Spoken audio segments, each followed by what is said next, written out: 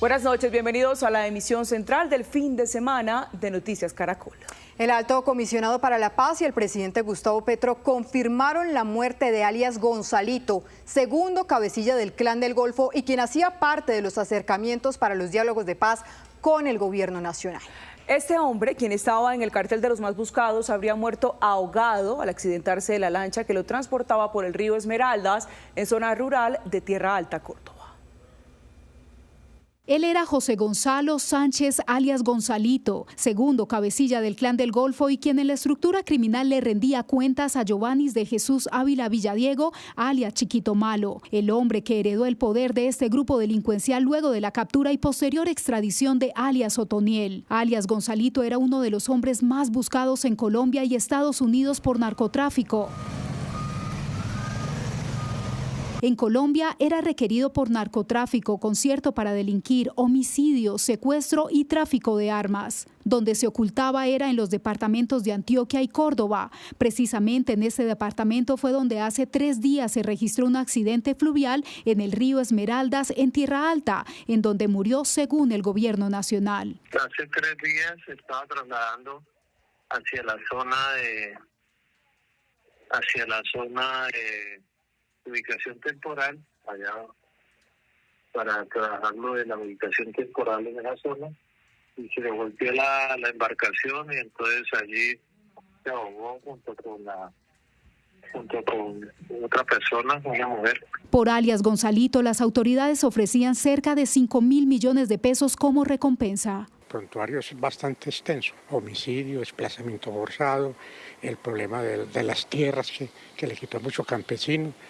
Y en fin, amenazas permanentes. Él tiene un prontuario bastante largo. Alias Gonzalito era señalado de múltiples delitos en Antioquia y Córdoba. Este hombre delinquió por más de 30 años. Gonzalito fue alguien que estuvo con el EPL en la movilización de 1991. Y meses después volvió a la guerra, volvió con los Castaño. Estuvo allí un buen tiempo, pagó una condena y después de que sale, vuelve de nuevo a delinquir. O sea, estaba en un prontuario criminal bastante largo, casi todo en Montería y la zona de Urabá. Alias Gonzalito también está señalado de generar confinamientos y desplazamientos de decenas de familias en el norte, nordeste y Bajo Cauca antioqueño. En las próximas horas se tiene previsto que su cuerpo sea trasladado a medicina legal en Montería. En otras noticias, desde hoy entraron en vigencia los aranceles del 30% que impactan a miles de empresas y al bolsillo de los ciudadanos. Uno de los principales socios económicos para nuestro país, con exportaciones a Ecuador de más de 1.800 millones de dólares al año, mientras que Ecuador alcanza una cifra de 900 millones de dólares en ventas a Colombia. Aquí sus efectos. A partir de este 1 de febrero comenzaron a regir los aranceles del 30% entre los gobiernos de Colombia y Ecuador, uno de los principales socios económicos de nuestro país, a donde exportamos más de 1.800 millones de dólares. Bueno, el impacto es muy grave. Lamentamos como Cámara Colombo-Ecuatoriana que nuestros presidentes no se hayan podido poner de acuerdo. A través del puente internacional de Rumichaca, el principal paso fronterizo entre ambos países, se mueve la mayor parte del comercio binacional con un 72%, lo que se traducirá en incrementos para el comercio y los hogares. Ecuador es el 6º destino de exportaciones de Colombia y además es el 2º destino de exportaciones no mineroenergéticas. Es decir, cuando pensamos salvo en el caso de la energía, que es una cosa muy grande, los demás son empresas usualmente medianas. Son 23 los productos provenientes de Ecuador que tendrán un arancel del 30%, entre los que se destaca el arroz, el frijol, el pescado fresco, aceite de palma, cacao en polvo, azúcar de caña y neumáticos. Este impuesto también cobija más de 70 subproductos elaborados con estas materias primas. Sectores económicos han alertado que esta decisión podría incrementar los niveles de entrada ilegal de productos a ambos países. Cuando los gobiernos castigan al sector real de la economía, el sector que pasa su mercancía de manera legal, tributando, haciendo los controles aduaneros, le están dando a ganar peligrosamente al mismo contrabando que hay en la región. En total, serán 2.700 empresas colombianas afectadas por esta medida arancelaria en sectores como el automotor, los alimentos procesados, textiles y calzado. Además, Colombia suspendió el suministro de energía eléctrica que abastece el 10% de la demanda tras el primer anuncio del gobierno ecuatoriano. Ecuador, por su parte, también decidió incrementar en un 900% la tarifa del transporte de petróleo colombiano, es decir, subió de $3 por barril a $30. Tanto para Ecopetrol como para las empresas del sector privado que explotan el petróleo en el sur del país, fundamentalmente en el Putumayo, precisamente por razones logísticas, porque no está conectado ni con el oleoducto hacia Colombia, ni hay carreteras importantes. Es mucho más eficiente desde el punto de vista logístico exportar ese petróleo por Ecuador. Mientras avanza esta nueva tensión comercial, empresarios, gremios y regiones de frontera piden un diálogo urgente entre los dos gobiernos. Advierten que de no lograrse un acuerdo pronto, el mayor impacto lo sentirán las familias, así como pequeñas y medianas empresas. Y a propósito de efectos, en el puente internacional de Rumichaca, frontera con Ecuador, se evidencia el impacto de los nuevos aranceles. Los comerciantes ven con preocupación que el transporte de carga se redujo sustancialmente y que hay muy pocos compradores. Los comerciantes en la zona de frontera de Colombia y Ecuador vivieron su primera jornada del cobro de aranceles impuestos por ambos gobiernos. Preocupados y sin clientes, así observaron la actividad por el puente internacional de Rumichaca, por donde pasa el 72% de los productos entre los dos países. Pues regular, un poquito pesada las ventas. ¿Usted cree que tiene algo que ver el tema de aranceles y esa guerra que hay ahora? Sí, claro, lógico, sí. Uy, mucho, demasiado se puede decir, sí. Nos ha afectado mucho, creo que esto es como para todo el mundo, ¿no? Todo el mundo me parece. No, esto está pesadísimo el trabajo aquí. Pues las ventas están un poco bajas, pero con la bendición de Dios vamos para adelante. Tienen que llegar a un acuerdo porque entonces nos vamos a joder bastante nosotros. Porque de todas maneras, ustedes saben que esto es una cadena. Si allá está mal, acá nos afecta. Otro de los sectores afectados es el gremio de transporte urbano que presta su servicio en la frontera. Peor ahora estamos llevados. Definitivamente no hay trabajo, nosotros ya no sabemos qué hacer. Entonces tocará que hablar con los patrones a ver si guardan estos carros porque no hay nada que hacer.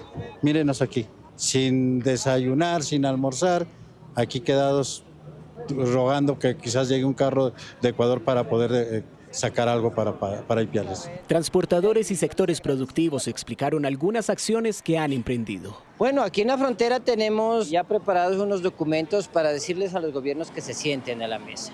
Pero al tiempo vamos a iniciar ya el martes, tenemos un paro, nos vamos a tomar el puente, tanto del Ecuador como de Colombia, estamos unidos, y decirles a los gobiernos que no hay derecho para que se exponga a todos los comerciantes, a todos los productores, a los industriales en esta situación de caos. Hay expectativas sobre si la reunión en Estados Unidos entre los presidentes Trump y Petro puede tener algún impacto en la situación con Ecuador.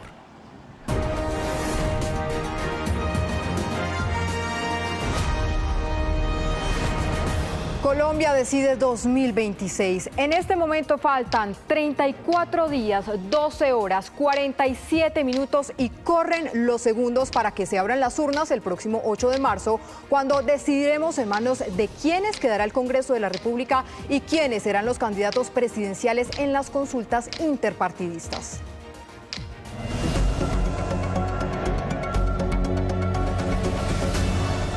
Buenas noches, pues activamos el radar de la política de fin de semana porque mientras define si va a consulta o no, el candidato a la presidencia Sergio Fajardo retó a un debate público al candidato Abelardo de la Espriella. Fajardo a través de su cuenta de X le respondió precisamente a este trino en donde Abelardo dice lo siguiente: todo respeto y la consideración para el doctor Sergio Fajardo. Pues al paso salió el candidato Sergio Fajardo precisamente y asegura lo siguiente: si usted tiene la opción de ser presidente, sería una calamidad para Colombia. Se lo digo con todo respeto y con toda claridad, afirma él, y además aseguró que cuando quiera, citando a Abelardo de la Espriella, pues hacen un debate público para hablar de estos temas y de nuestros intereses y demás proyectos. Contactamos al equipo de Abelardo de la Espriella, pero hasta el momento no hay pronunciamiento, por lo que se desconoce si acepta o no el debate antes de las consultas del próximo 8 de marzo. Por otro lado, hoy se conoció precisamente una recusación contra el magistrado Álvaro Echeverry Londoño, quien es uno de los ponentes que estudia el caso de Iván Cepeda en el Consejo Nacional electoral para definir si puede ir a la consulta del Frente por la Vida o no. Por medio de este documento que ustedes van a ver en pantalla, pues entonces hacen el llamado y dicen que el documento fue enviado por el exregistrador para lo electoral Nicolás Farfán y citó una declaración del precandidato Roy Barreras para algunos medios de comunicación, en donde habría dicho que el togado esperaría la ponencia fuera unánime a favor de Iván Cepeda. El magistrado habría contestado que hasta el momento no se ha radicado la ponencia. La recusación busca separar al magistrado Álvaro Echeverry Rondoño del conocimiento de los expedientes de este caso con el fin precisamente de garantizar, según la misiva, la imparcialidad de la decisión. Y a propósito del Consejo Nacional Electoral, pues el precandidato Iván Cepeda desde Zipaquirá hizo el siguiente llamado. Claro rechazo a la posibilidad de que se vaya a frustrar el salario vital y también a que se intente bloquear nuestra candidatura y participación en la consulta del 8 de marzo. Y hablando de las consultas, continuamos con el revesazo de Maurice Armitage, quien en varias ocasiones se habría negado a la posibilidad de participar en una eventual consulta de centro.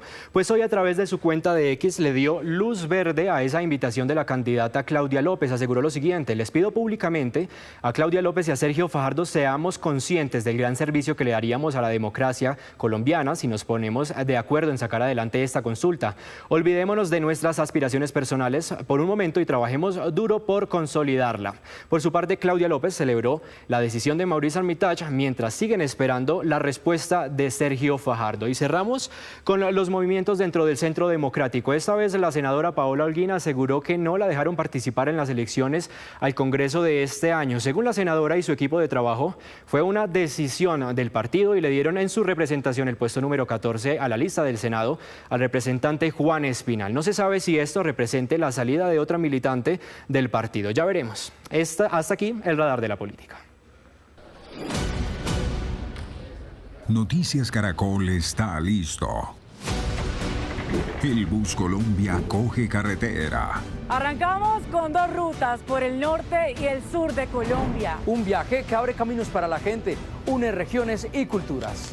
Un mismo propósito, llegar a cada territorio, porque el futuro de Colombia se escribe con las voces de la gente.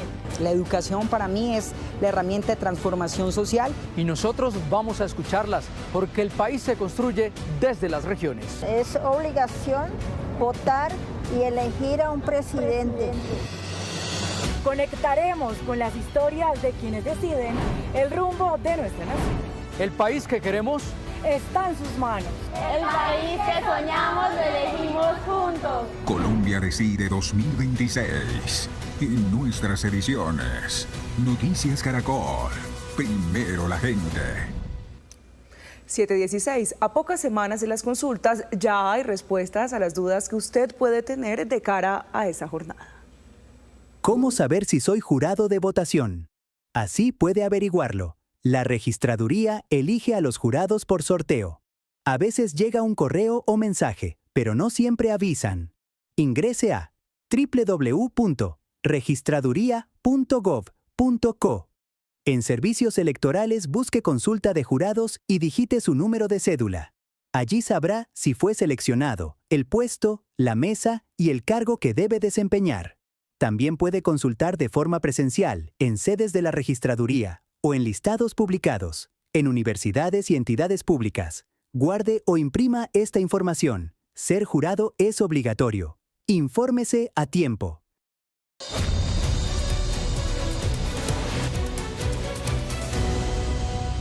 Varios congresistas investigados por la Corte Suprema de Justicia terminaron haciendo campaña en La Guajira, respaldados por Samuel Santander López Sierra, más conocido como el Hombre Malboro. El ex narcotraficante que pagó una larga condena en Estados Unidos es uno de los varones electorales en esa región del país. Estos son los pecados electorales. Este hombre está con un micrófono dando un discurso político, pero no es un candidato para las próximas elecciones. Aunque difunde mensajes en redes sociales que dicen apoya a Santa López Sierra, su nombre no aparece en ningún tarjetón. Sin embargo, la estrategia de este cacique político de La Guajira es conquistar el Congreso en cuerpo ajeno. Yo voto por el que diga Santa. Yo voto por el que diga Santa. Su nombre es Samuel Santander López Sierra y fue uno de los capos más importantes de los 80. Luego de regresar de pagar una condena en Estados Unidos, se metió de lleno en la política y se convirtió en uno de los varones electorales de La Guajira. Su alias, el Hombre Malboro, aparece vinculado a varios escándalos en las últimas elecciones. El más mediático involucra a Nicolás Petro, el hijo del presidente Gustavo Petro, quien está en juicio porque, según la Fiscalía, Malboro le habría entregado 400 millones de pesos cuando era diputado del Atlántico. El nombre de Malboro volvió a sonar en las pasadas elecciones de alcaldes y gobernadores, cuando se lanzó a la alcaldía de Maicao, aspiración que no prosperó porque el Consejo Nacional Electoral consideró que la condena en Estados Unidos lo inhabilita para ejercer política. Agradecido con Dios, con cada uno de ustedes y en especial con mi tío Santa López Sierra. Hoy, el nombre de Malboro de nuevo retumba en La Guajira. A pesar de su oscuro pasado, es considerado un varón electoral que respalda varias candidaturas al Congreso. Ahí 201 al Senado, C101 a la Cámara. Marta Peralta tiene senadora, Maíz 201. Para la Cámara marca la C y el 101. Peralta, quien aparece mencionada en este video, está siendo investigada en la Corte Suprema de Justicia por presunta corrupción con contratos de la Unidad de Gestión de Riesgo. El otro personaje que cuenta con un abierto respaldo del Hombre Malboro es el representante Juan Loreto Gómez. Este joven político conservador llegó al Congreso por ser el heredero de la curul de su madre, la ex representante María Cristina Soto, más conocida como Tina. Mucho honor, mucho orgullo. La Corte la llamó a juicio porque considera que buena parte de los 40.300 votos que la llevaron al Congreso en el año 2018 fueron producto de un fraude electoral. María Cristina Soto de Gómez. La voz de Loreto Gómez aparece en varias de las más de 20.000 grabaciones hechas por las autoridades a la mafia que negoció votos en La Guajira en el 2018. Por cuenta de esos audios, la Corte Suprema de Justicia le compulsó copias al considerar que él tuvo un papel protagónico en los pagos a la estructura delictiva que habría comprado los votos. Así se escucha en esta grabación que fue revelada por Noticias Caracol. Se trata de una reunión en octubre de 2020 en la que participaron Loreto Gómez y dos personas que, según la Corte, estuvieron a cargo de la compra de los votos: Simón López, un exdiputado de La Guajira, y Ades Aramendiz. Necesitamos que nos reconozcan la plata que nos quedaron debiendo de la campaña. ¿Cuánto fue eso? ¿Cuánto era? 93 baros. Porque eso fue un compromiso que se hizo en campaña y al final no nos dieron la plata. Bueno, lo podemos hacer más o menos en 3, 4 contados. Anito, para que uno sabe. No, ve que el dicho sabe a nosotros complicado. Nos dan la mitad ahora y nos dan la otra mitad por adelante. O si tú quieres no nos mande nada y nos da un contrato. En esa misma reunión, Juan Loreto Gómez habló de su influencia en la Fiscalía, en donde la investigación contra la mafia que compra los votos duró dormida varios años. Cuando a ti, como congresista, te abren un tema, te notifican. No es como la Fiscalía, que la Fiscalía te abre y no te dice nada. Es que mira, te voy a decir, el máximo todo. El procedimiento es, la ponen hoy y mañana la cogen, ¿cómo se llama? Humberto. Y enseguida está en Fiscalía 37 de Bogotá, que no sé qué, donde logramos dormir el proceso que tenemos nosotros como persona natural. En esa estrategia de dormir el caso en la justicia, también participó otro poderoso protagonista de la narcopolítica de La Guajira, Carlos Alberto López Sierra, alias El Ñeco, hermano del Hombre Malboro. Ñeco fue extraditado en el 2004 por los mismos cargos de narcotráfico por los que había sido enviado a los Estados Unidos Santander López Sierra. En la grabación obtenida por Noticias Caracol, el mismo Loreto Gómez habla de su amistad con el Ñeco. Yo estaba en Barranquilla ahora todo el fin de semana, tuve la oportunidad de hablar con Ñeco López Sierra, tú lo conoces. Yo te digo Ñeco porque es que Ñeco es mi hermano. Ñeco también es mi llave. No sé si él te puede haber hablado bien de mí, porque yo soy su llave. No, es que él me habló bien de ti, por eso fue que al final me dijo, no joda, pero habla bien con él, cuadre la vaina, tal. En la grabación, Simón López aseguró que el Ñeco ayudó en la investigación que los salpicaba y por eso el Ñeco lo presentó con magistrados del Tribunal Superior del Atlántico. Él me lleva para allá, vamos a llegar a la casa, allá llamó unos males que son magistrados del Tribunal Superior ahí en el Atlántico. Entonces yo lo puse en contexto porque yo quiero asesorarme, porque yo no joda, yo de ese cuento está uno metido en este broche y vaya a terminar uno preso. Yo no le dije, vea, hábleme con confianza, yo soy amigo de Ñeco, yo soy llave de él, y sacaron una botella y ellos empezaron a pegárselo a ellos, porque yo no iba a ver. Le dice, hermano, aquí pueden suceder dos vainas, Simón, o tú te acoges a sentencia anticipada para que arregle tu verga, o tú ves a ver cómo es que está el tema con los abogados, o nosotros te ponemos un abogado. Las más de 20.000 interceptaciones telefónicas fueron usadas por la Corte Suprema de Justicia para llevar a juicio a la excongresista Tina Soto. Sin embargo, a pesar de la gravedad de los audios, en la Corte no existe ninguna investigación abierta contra el congresista Loreto Gómez por estos hechos, pero sí por otros. En el máximo tribunal de la justicia, el nombre de Loreto Gómez aparece vinculado a dos investigaciones. La primera, del año 2023, está relacionada con la detención del vehículo que le asignó la unidad de protección al congresista y en el que fueron encontrados 175 cartuchos para fusil. Según Loreto Gómez, un tercero tomó el carro sin su consentimiento. El conductor resultó ser Juan José Madiedo, el firmante de un contrato de interventoría por 21.000 millones de pesos con la alcaldía de Barrancas. Alcaldía que para ese momento estaba en poder del primo del congresista, Iván Mauricio Soto. La segunda investigación está relacionada con este cuadro entregado a las autoridades por María Alejandra Benavides, la ex asesora del ministro de Hacienda Ricardo Bonilla y hoy testigo estrella de la Fiscalía. En su negociación con la justicia, Benavides aseguró que más de 60 proyectos del Invías serían entregados a congresistas que votaran iniciativas a favor del gobierno. En esta casilla aparece Juan Loreto Gómez como presunto beneficiario de una adición por 26.000 millones de pesos a un contrato para el mejoramiento de vías terciarias en Barrancas. Estas investigaciones, sumadas a la sombra del hombre Malboro, no son las únicas que oscurecen la campaña de Loreto Gómez. Que apoyamos la candidatura convencidos de que hemos depositado una confianza en nuestro representante y candidato Juan Lo Gómez. El representante planea repetir en el Congreso. Aquí hay una dupla ganadora, una dupla que tiene compromisos con La Guajira, con ustedes, con Manaure. Y su fórmula en el Senado es nada más y nada menos que Wadid Mansur, otro de los más comprometidos en el escándalo de la Unidad de Gestión de Riesgo.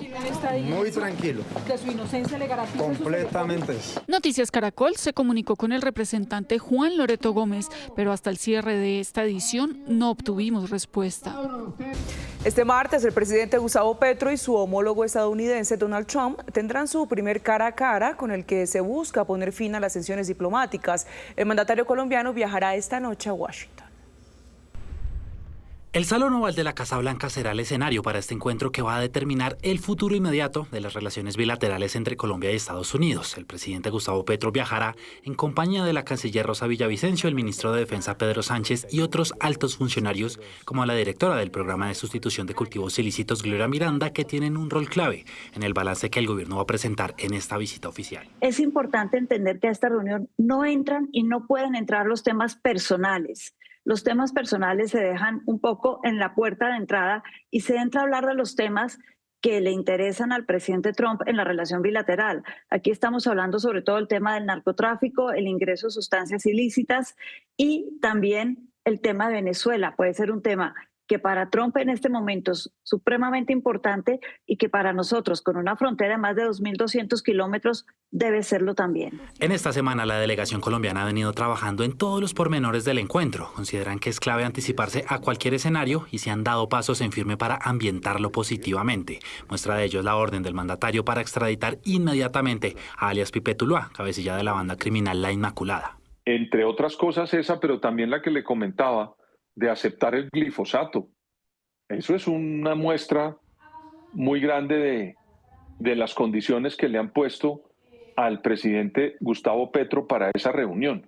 A mí no me cabe la menor duda quien va a manejar eso va a ser el presidente Donald Trump. Mire, ahí le pusieron el tiempo como un cronómetro, 30 minutos es la reunión.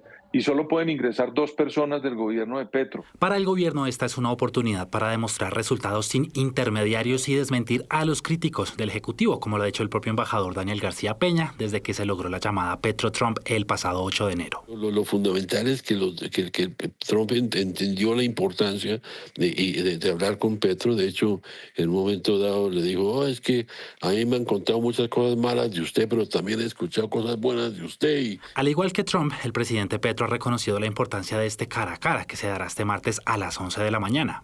Que es una reunión clave, fundamental, determinante no solo de mi vida personal, sino de la vida de la humanidad. No podemos olvidarlo. El mandatario colombiano, previo al viaje, ha dado por iniciada en su cuenta de X, la que califica como una jornada intensa con el gobierno de los Estados Unidos, comentando que ha tenido ya un primer diálogo con el representante de negocios de este país en Colombia, John McNamara. Precisamente se espera que esta cita trascendental para Colombia se desarrolle en los mejores términos. Los mandatarios cumplirán una agenda sobre la que se intentará limar las asperezas. ¿Cuáles son las expectativas y las implicaciones? Este es el análisis. Menos de 48 horas restan para una reunión de 1 hora o menos en la Casa Blanca en inglés, con traductor y con la asistencia de altos funcionarios de los gobiernos colombiano y estadounidense. La expectativa a tope enciende el ventilador de un escenario incierto. Los presidentes Donald Trump y Gustavo Petro solo han hablado una vez por teléfono. Es imposible anticipar, lo único cierto es que son 2 mandatarios con temperamentos volátiles. Los asesores del presidente Petro le han señalado y él hasta de cierta manera ha acatado esta recomendación de no referirse a los asuntos binacionales en redes sociales. Esa reunión se va a mantener dentro de los cauces de lo que se esperaría fuera una reunión bilateral de alto nivel en donde, Paula, por lo general las agendas ya están definidas y el encuentro de los 2 mandatarios debería ser algo formal, algo protocolario. Se tiene previsto que se discutan temas como la lucha contra las drogas, la migración y lo que viene para Venezuela. Tenemos gran expectativa sobre el particular. El presidente va, como ha señalado en la comisión asesora a la que yo pertenezco, ha señalado que va a darle inicialmente al señor presidente de los Estados Unidos su versión sobre cómo es el problema de la lucha contra el narcotráfico en general. Él tiene una versión sobre ese particular, entonces se la va a explicar al gobierno de los Estados Unidos, señalando que las informaciones que tiene el gobierno del presidente Trump no son exactas. De acuerdo con los analistas, los mecanismos de presión que tiene Estados Unidos no se comparan con los de Colombia, razón por la que la relación no ha sido equitativa. Hoy, la voluntad y los canales diplomáticos son los medios para alcanzar la esperada normalización de las relaciones entre ambos países, más allá de las disputas políticas e ideológicas. En esta reunión, quien entra a poner las condiciones no es el presidente Gustavo Petro, sino es el presidente Donald Trump. Es decir, que el presidente Gustavo Petro y la delegación colombiana va a tener que llegar a convencer a los Estados Unidos que sigue siendo ese aliado importante en la lucha contra las drogas, que ha dado resultados. Esta importante reunión se desarrollará en un periodo crucial para Colombia, cuando quedan tan solo 6 meses para que el presidente Gustavo Petro entregue las llaves de la Casa de Nariño. En Noticias Caracol en Vivo, también el ex embajador Nicolás Lloreda habló de los alcances de este encuentro, de los intereses del mandatario colombiano en la cita, de las características de la reunión y de la carta clave que se juega el presidente Gustavo Petro el próximo martes en el Salón Oval. Esta reunión es muy importante para Colombia, especialmente dada la dependencia que Colombia tiene con los Estados Unidos, dadas las tensiones y dada la actitud agresiva y no común que tiene el gobierno Trump con América Latina, como lo sabemos todos. Todo es posible hasta que haya una muy buena reunión y es posible hasta que haya una reunión muy complicada y difícil. ¿Qué debería hacer el presidente Gustavo Petro para que la reunión sea positiva? Yo me haría la siguiente pregunta. ¿Qué le interesa al presidente Petro y qué podría de verdad el presidente Petro sacar de esta reunión? Al presidente Petro y sobre todo a su familia, el tema de la OFAC, es decir, el hecho de que Estados Unidos haya incluido un presidente en ejercicio en la lista OFAC, en la llamada lista Clinton, y si está pensando en Colombia ante los Estados Unidos en este momento, debería pensar en los exportadores colombianos que están ahorita sufriendo por una revaluación del peso pues que no se veía desde hacía más de 10 años. Y yo creo que Estados Unidos sigue teniendo una presencia importante en Colombia, digamos, en las bases militares, en la frontera con Venezuela. No se nos puede olvidar, doctor Nicolás, que Colombia llega desertificada. Sí, la desertificación es cierto, Pablo. Colombia fue desertificada, pero la desertificación no tuvo mayores sanciones. Es decir, el proceso de certificación tiene todo un menú de medidas que puede tomar el gobierno de Estados Unidos, muchas de las cuales no ha tomado. Doctor Nicolás, se habla de una reunión corta, de aproximadamente 30 minutos, sin la presencia de la prensa, de los medios de comunicación. Características de la reunión. Yo creo que lo mejor que le podría pasar a la reunión es que sea sin la prensa, porque pues el presidente Trump le encanta ser figura ante la prensa y al presidente Petro también. Entonces, la reunión puede ser mucho más seria y se puede llegar a acuerdos importantes sin la prensa. Es que el presidente Petro debería pensar que su futuro y lo que le pase a él en términos personales depende de los siguientes 3 años del presidente Trump. 7:52 p.m. Gracias por continuar con nosotros. Se conoció el momento exacto del atentado con granada ocurrido hace más de una semana en el barrio Santa Fe, esto en el centro de Bogotá. El hecho que se registró el pasado 22 de enero dejó una persona fallecida y 13 más heridas. Las cámaras de seguridad registraron el instante en el que 2 hombres que se movilizaban en una motocicleta lanzan este artefacto explosivo. Las autoridades avanzan en las investigaciones. 7:52, 3 departamentos del país concentran las emergencias por las intensas lluvias que han caído en las últimas horas. Las inundaciones dejan miles de familias damnificadas. Las emergencias por lluvias en el país tienen en alerta a las autoridades de cada región. En Antioquia, el desbordamiento de los ríos deja más de 2.000 familias afectadas. El municipio de Necoclí está muy afectado por el tema invernal. Muchas hectáreas de plátano, maracuyá, yuca, ñame, piña están en el suelo. Todo el municipio de Necoclí está hoy en un fenómeno invernal. Queremos la ayuda del gobierno nacional, departamental y local para ayudar a los campesinos, a los empresarios del campo, porque hay mucha afectación. El gobernador de Antioquia confirmó que 13 municipios padecen los estragos de las lluvias y convocó a un consejo extraordinario de gestión del riesgo. En Córdoba, el desbordamiento de los ríos San Jorge y Canalete tiene en emergencia a 8 municipios. Las crecientes afectaron viviendas, cultivos y zonas de ganadería. Más de 2.500 familias están damnificadas. Comenzó a llover desde anoche, desde las 8 de la noche, y todavía es hora que no ha escampado. Entonces tiene más de 12 horas que está lloviendo y no ha escampado, y el pronóstico del tiempo según va a pasar todo el día lloviendo. Entonces estamos en expectativa de que, como está lloviendo arriba de las cabeceras, puede venirse la avalancha otra vez nuevamente. Quiero pedirle a la Unidad de Gestión de Riesgo Departamental, Nacional, al municipio de Canalete y la Oficina de Gestión de Riesgo, que hoy el corregimiento de Quineo hay muchas personas que lo han perdido todo. Por eso quiero que hoy a cada una de estas personas se le pregunte qué perdieron.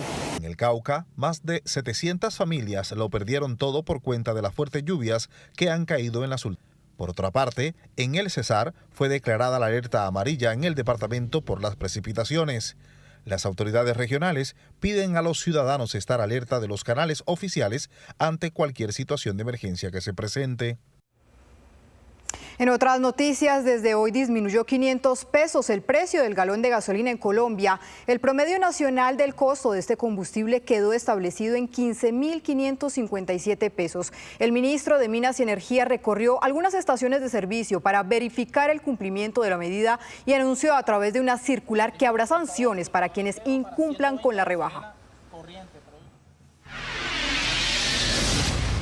Israel cerró esta semana el triste capítulo de los rehenes del 7 de octubre de 2023 con la entrega de los últimos restos mortales de un agente de policía que perdió la vida durante los ataques de Hamas. Fueron retirados todos los símbolos que recordaban a los retenidos. Sí, señora, sin embargo, los que fueron liberados con sus dolores y sus miedos vivos están enfrentando una dura realidad. Ese es el caso del Cana Bobot, que acaba de presentar un libro en el que cuenta su experiencia. Pero además, él y su esposa colombiana Rebeca González aceptaron mostrarla y narrarla para el canal 12 de Israel en un conmovedor documental. Noticias Caracol tuvo acceso a este material para elaborar el siguiente informe.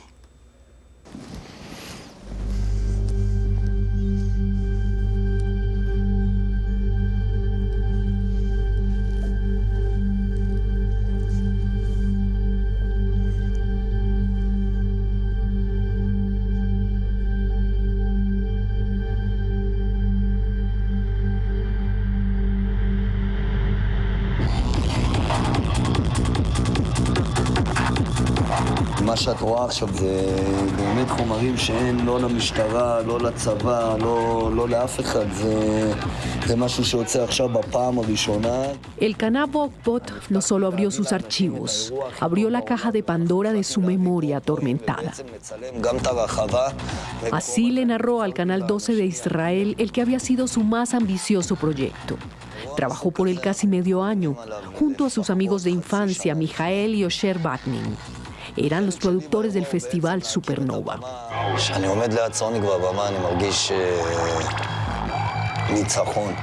Pero pronto empezó la pesadilla. סוניק מזהה ראשון את הכיפת ברזל ואת היציאות שיוצאות מהרצועה, והוא פשוט קורא לי ואומר לי, look, אלקנה, look the sky.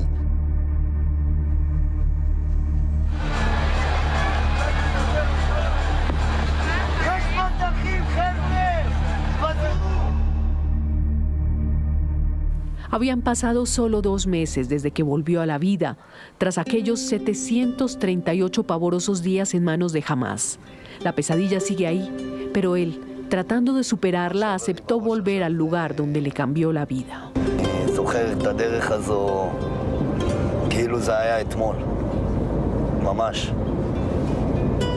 לחזור לפה זה להתמודד עם הטראומה הקשה ביותר, זה משהו שאי אפשר להסביר, זה לחזור למקום, את יודעת.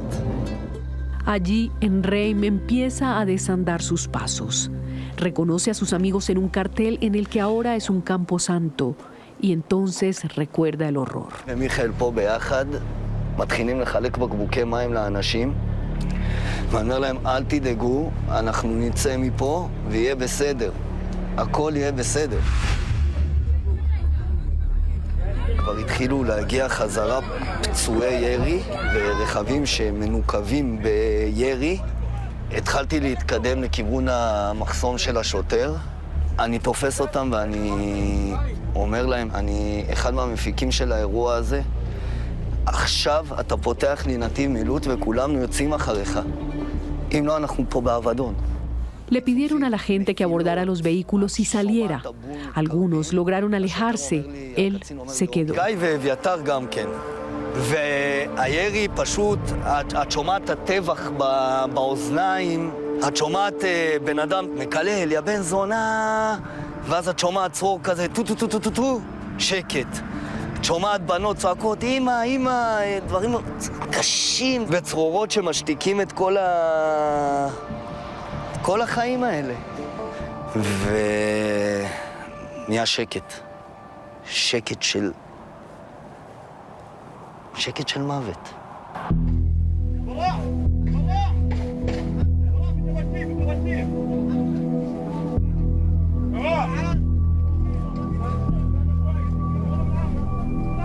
A las 10 de la mañana se divulga en Israel el video de Elkanah herido, atado y aterrorizado. לוקחים אותי למין גינה אחורית כזו, שבגינה האחורית הזו יש בעצם, הם מורידים לי את הנעליים, הם מורידים לי את הגרביים, הם קוראים ממני את החולצה. Entonces abrieron una compuerta con una escalera hacia abajo y ahí lo lanzaron. כזה מטרו שאת הולכת על שתיים כזה, כמו הליכת צפרדע בפנים, זה מטרו מאוד קטן. והוא דוחף אותי בעצם עם הסכין שלו. הוא נותן לי דקירות מאחורה בטוסיק שלי, ואומר לי תקדם. הייתי בטוח שזהו. Pero apenas empezaba. פה זה נגמר. Cuando le preguntan por el día más extremo de esos 2 años de cautiverio, cuenta que uno de los captores, enfurecido por la muerte de su hermana en un ataque aéreo israelí, le promete matarlo. Y esa noche...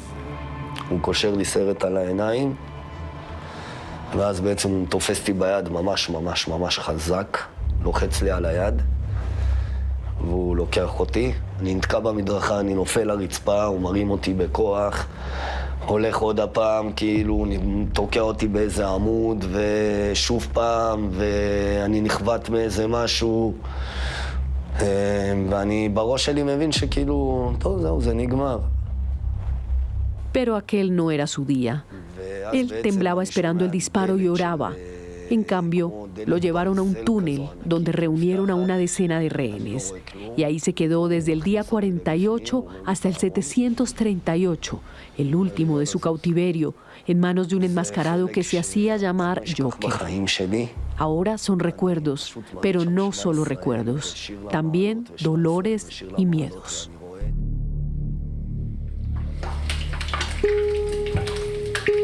אני מסתכלת על אלקנה, אני רואה אותו, אבל זה עוד... יש פה חור, יש לי עוד חור. אני רואה את הכתף שלו עוד שמוטה כזאת, לא הכי בריאה. אני רואה סימנים בגוף.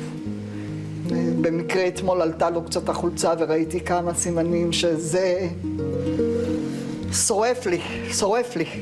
Como si sus angustias fueran pocas, la madre de Elkanah supo que tenía cáncer en pleno cautiverio de su hijo y tuvo que mantenerlo en silencio. כי פחדתי שזה יגיע אליו. בדרך הזאת, אני מאוד פחדתי מזה. שזה ימוטט אותו. Manejaron en silencio eso y mucho más, tratando de no poner presión al gobierno, con la esperanza de que Elkanah estuviera entre los rehenes que iban saliendo, pero no ocurrió.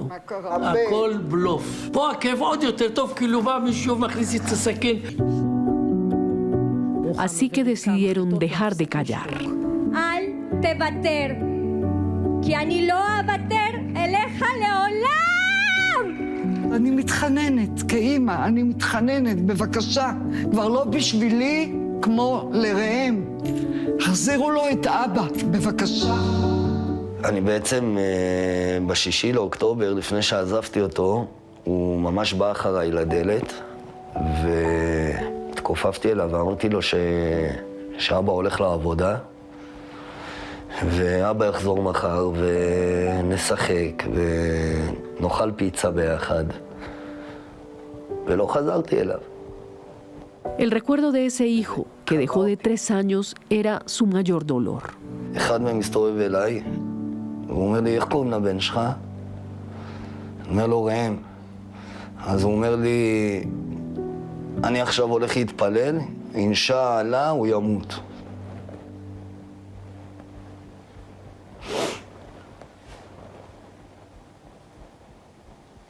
לא אשכח להם את זה. Rem también fue su mayor razón para resistir. השקית הזו זה שקית של דברים שאני הצלחתי להוציא מהשבי. ביום ה-695 קיבלתי את התמונות האלה. למה הם בכלל הביאו לך את התמונות? אני אגיד לך, אני הגעתי שם למשבר מאוד גדול. הם פחדו עליי. אני הרבה פעמים נשברתי שם ב8 חודשים האחרונים ועשיתי להם הרבה בעיות. התחלתי לעשות להם שם בעיות והם ידעו שהדבר הזה הרגיע אותי. כי אם הם לא הביאו לי משהו שהרגיע אותי, אז כאילו...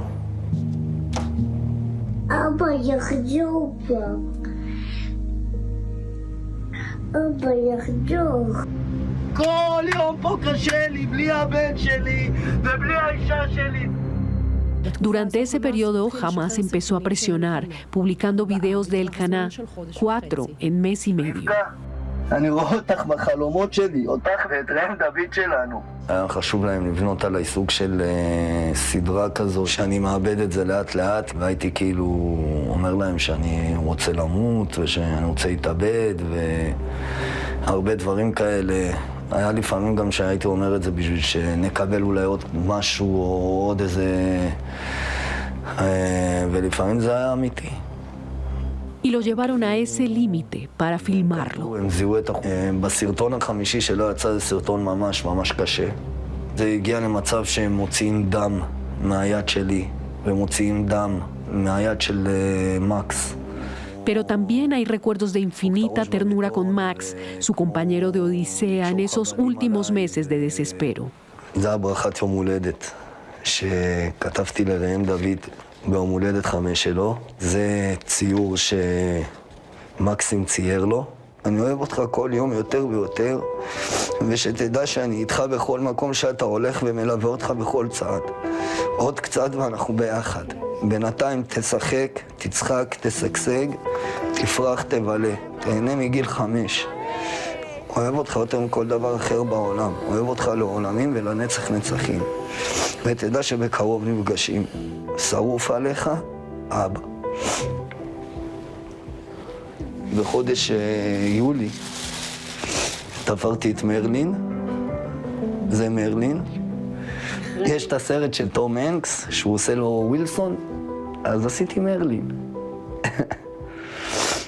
ואמרתי למרלין, כאילו, אל תדאג, אתה יוצא איתי, אתה לא תהיה איתי, אתה לא תשאר שם. הרעים דיברו עם הטובים, ואבק עושה הביתה. זה ייקח עוד יומיים 3, אבל אבק עושה.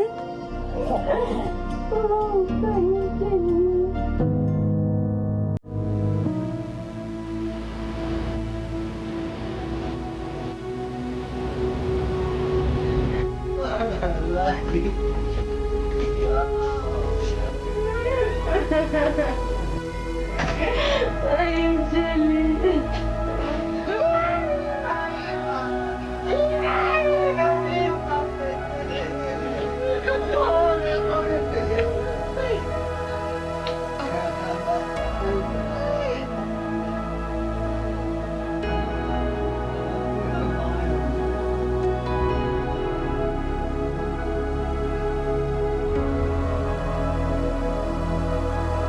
בהתחלה לא רציתי לראות אותו, כי פחדתי שהוא לא ירוץ אליי, או שהוא לא יזהה אותי, או שאני לא יזהה אותו.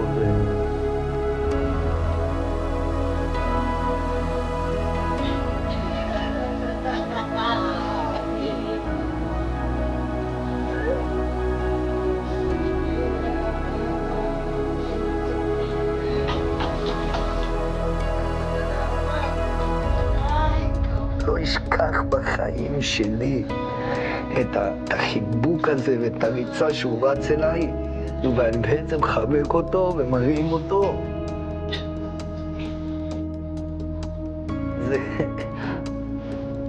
זה היה השיא של החיים שלי. Elkanah salió en octubre pasado, en el último grupo de rehenes liberados. No solo ha estado recuperando la vida con su hijo y con su esposa, también con sus amigos y con su trabajo. Volvió al mercado, donde su negocio de helados de India lo estaba esperando. A pesar de las dificultades, Rebeca encontró la forma de salvarlo. אמרתי, תעזרו לי להציג את המקום הזה, אני לא יכולה לעשות את זה לבד. והבסטה עומדת היום.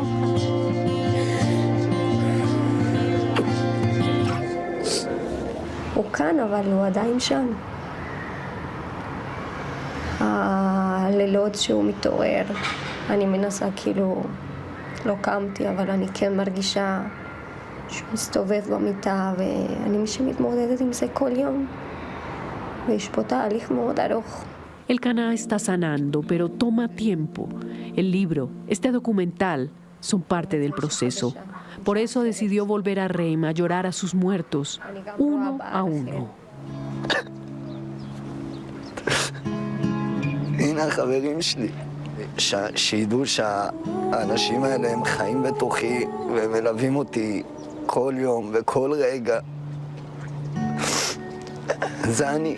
אתה יודע, אומרים לך, יש משפט שאומר, אמור לי מי חבריך ואמור לך מי אתה, אז הנה חברים שלי. El miedo se instaló en su alma.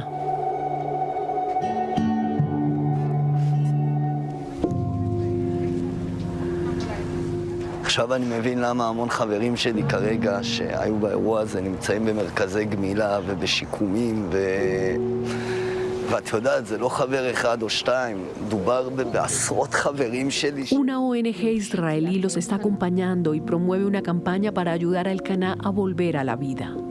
זה סיוט שהוא לא נגמר, הוא לא נגמר. זה לא שעכשיו אתה יוצא, בסדר, סבבה, אבל אתה צריך להמשיך מהסיוט הזה כל החיים שלך. Él está haciendo su mayor esfuerzo para escapar de ese mal sueño, para volver a adormecerse sin temor, volver a visitar mundos buenos, volver a descansar, volver a desear, para volver a sonreír. Las duras consecuencias de la guerra. 8 y 11. En Estados Unidos fue liberado el niño ecuatoriano de 5 años que pasó casi 2 semanas en prisión. Su caso fue catalogado por un juez como un tema de discriminación y de uso excesivo de la fuerza, mientras continúa en el país el rechazo por la ofensiva de la administración Trump contra la migración. Así regresaban Liam y su padre a la libertad. El pequeño no se quita el gorrito azul que tenía cuando, sin entenderlo, fue capturado. En este proceso fueron acompañados por el senador demócrata Joaquín Castro, quien le escribió una carta para la posteridad a Liam. Liam, bienvenido a casa. Sé que las 2 semanas pasadas han sido bastante duras. Ningún niño debería atravesar por esto, pero a medida que vayas creciendo entenderás estas palabras y lo que ha sucedido. Espero que seas juzgado en Estados Unidos no por tus días en prisión, sino por los millones de corazones que has tocado. Liam y su padre fueron liberados en la noche del sábado y a muy temprana hora de este domingo abordaron un avión para regresar a su casa en el estado de Minnesota. Un juez le dio como máximo plazo el martes a las autoridades de Texas para permitir que los 2 ecuatorianos fueran liberados. El magistrado Fred Byrie clasificó este proceso como una búsqueda mal concebida por parte del gobierno para cumplir cuotas de deportación, incluso a costa del bienestar de los niños, y apuntó a temas de discriminación. Además, hay evidencia de que los agentes de ICE y la Oficina de Aduanas y Protección Fronteriza han incurrido en discriminación racial, uso excesivo de la fuerza y otras acciones dañinas. Durante casi 2 semanas, el caso de Liam dio la vuelta al mundo, y lo poco que se supo sobre él fue gracias a 2 senadores que lo visitaron, entre ellos Joaquín Castro. Los legisladores lamentaron que el menor comía poco y que se veía muy afectado. Liam es muy pequeño para entenderlo, pero su caso ha generado protestas en el país. Mi comunidad está muy asustada ahora mismo. Tienen miedo de que maten a gente a sangre fría, ciudadanos estadounidenses. No apoyamos que haya niños detenidos, niños encerrados en una cárcel. Los compañeritos de Liam esperan por su regreso a la escuela. Sus pertenencias han estado intactas desde el día que no regresó a estudiar, mientras que en Estados Unidos continúa el debate sobre los alcances de ICE y de la ofensiva de Trump en contra de la migración ilegal. El sur de Estados Unidos se enfrenta a una nueva tormenta de nieve con gélidas temperaturas que hoy han llevado a cancelar casi 2.000 vuelos.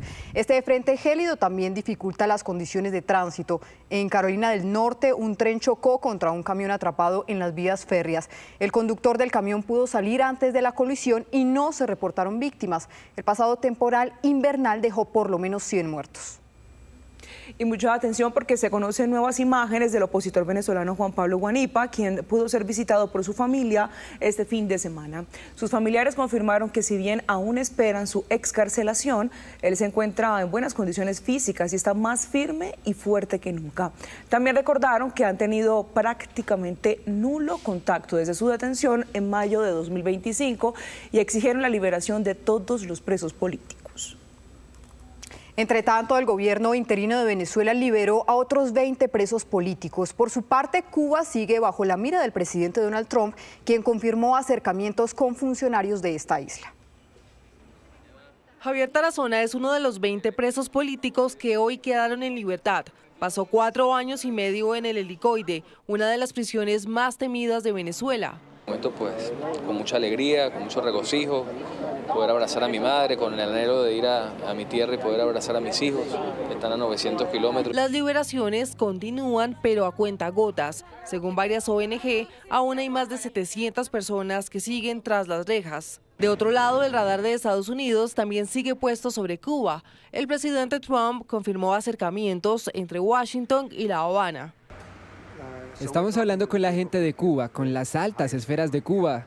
Veremos qué pasa, creo que vamos a llegar a un acuerdo. Hacia la amenaza del republicano de imponer aranceles a países que vendan petróleo a la isla, la presidenta de México, Claudia Sheinbaum, dijo que enviará alimentos mientras se resuelve la entrega de crudo por razones humanitarias.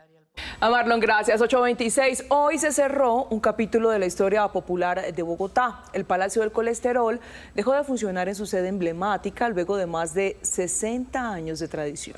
Entre fritangas, recuerdos y familias que crecieron alrededor de estas casetas, los comerciantes se despidieron del lugar antes de su reubicación por las obras del nuevo Estadio El Campín.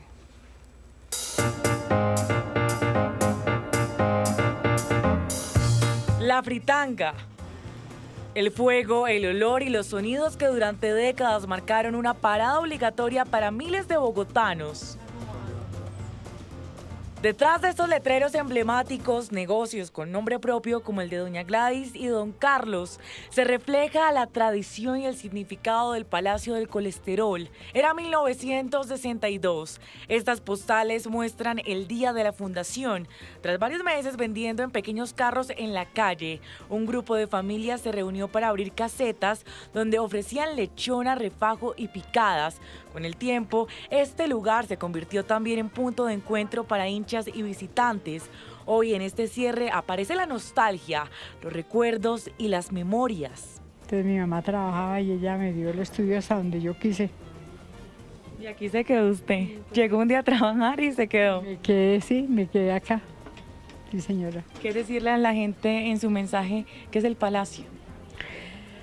El Palacio del Colesterol es un sitio donde la gente viene a descansar de toda la semana de su trabajo, con sus amigos, reposan, vienen y comentan del fútbol. Don Carlos, hincha de Santa Fe, conserva en sus letreros los escudos del primer campeón del fútbol colombiano. Es reconocido por periodistas deportivos y por quienes llegaron aquí atraídos por esta historia. Así lo recuerda esta fotografía, siempre con su camiseta roja. Mi mamá llegó en el año 63. Mis tíos también tuvieron casetas aquí, mis tías en el año 62 llegaron ellos y desde en esa época pues a uno de chico le tocaba trabajar y trabajar. Ahora sigue el paso de la reubicación con el nuevo modelo del Estadio El Campín.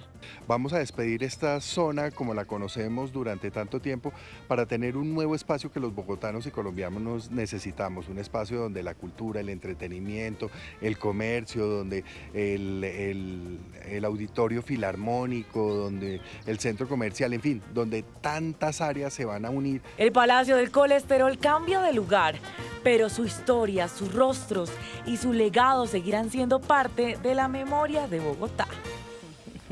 Sin duda un ícono de la capital del país y de los amantes del fútbol. Terminamos, estas fueron las noticias. Nos vemos a las 5:30 de la mañana en nuestra primera edición informativa. Ya vienen los informantes, somos Noticias Caracol. Primero la gente, buena noche.